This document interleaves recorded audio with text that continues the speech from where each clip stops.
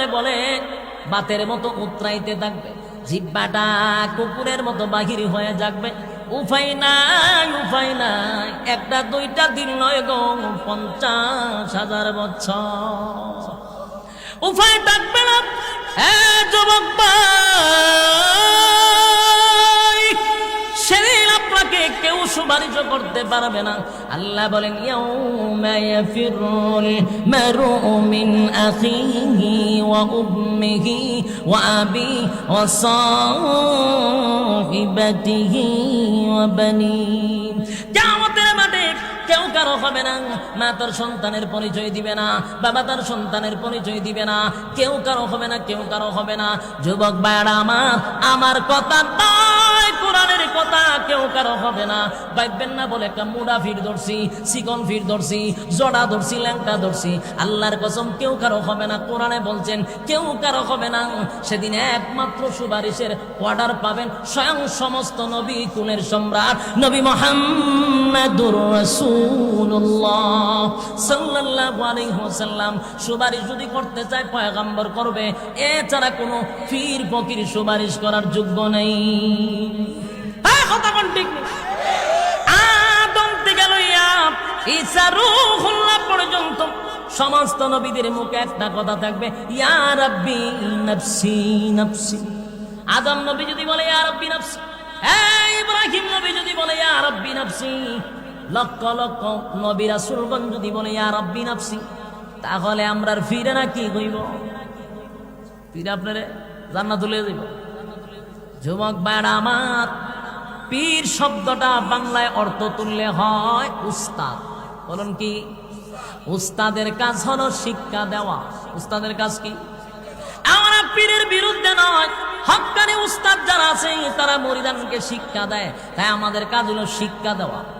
পীরের কাজ কি? কোন দিকে গেলে জান্নাত, কোন দিকে গেলে জাহান্নাম শিখাইব পীরে। কিন্তু এখন পীরের শিখাইবার কাজ বাদ দিয়া খালি গরু ছাগল নিয়ে টানাটানি।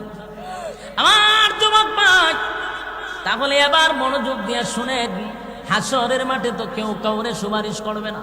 আল্লাহর নবী বলেন সেদিন যদি তোমরা হাউজে কাউসারের পানি পান করতে পারো, আল্লাহ ঘোষণা দিছে হাউজে কাউসারের পানি যারা পান করবে 50,000 বছরের ভিতরে পানির পিপাসা লাগবে না, আর তাদের উপরে রৌদ্রের তাপ লাগবে না।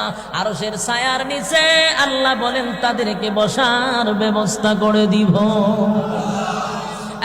যুবক ভাই, তাহলে পানি কারা পান করবে, কারা করবে না, কারা করবে, কারা করবে না? আল্লাহর নবী বলেন আমি হাসরের মাঠে আমার ডান দিকে আবু বকর, বাম দিকে হযরত ওমর দাঁড়ায়া থাকবে।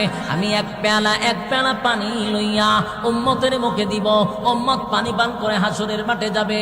কিন্তু হঠাৎ করে তাকায়া দেখব আমার সামনে উম্মতেরা দলে দলে আসতেছিল।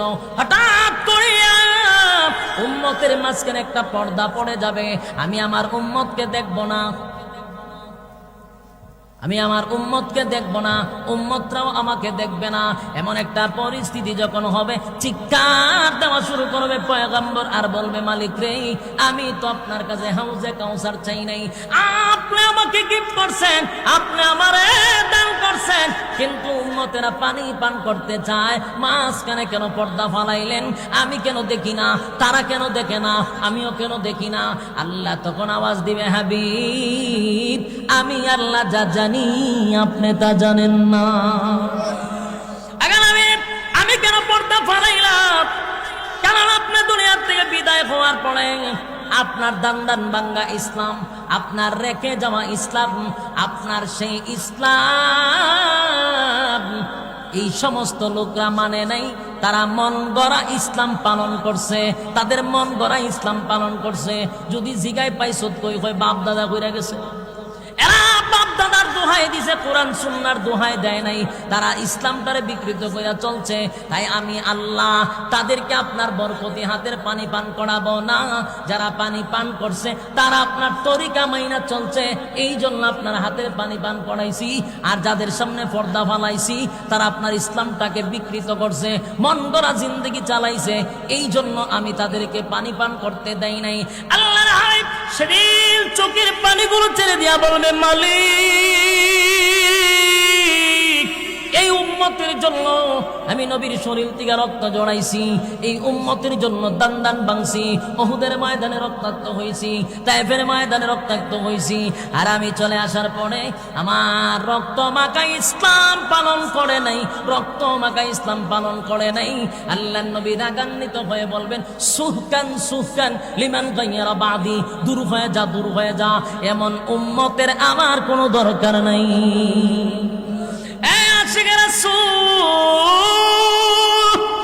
আমি আপনাদের কাছে জানতে চাই গো, নবী যদি বলে দূর হয়ে যা, দূর হয়ে যা, আর কোন ফির ফকিরে বাঁচাইতে পারবো? কথা কয় না যুবক ভাই। তাহলে আজকের এই মাহফিলে আসার পরে কি শিখলাম, কি জানলাম? যতদিন বেঁচে থাকবো তরিকা মানবো কার, হুকুম মানবো কার? আল্লাহর হুকুম, রাসূলের তরিকা। বলুন আল্লাহর হুকুম, রাসূলের তরিকা মেনে যদি চলতে পারি, হাউজে কাউসারের পানি পান করতে পারবো।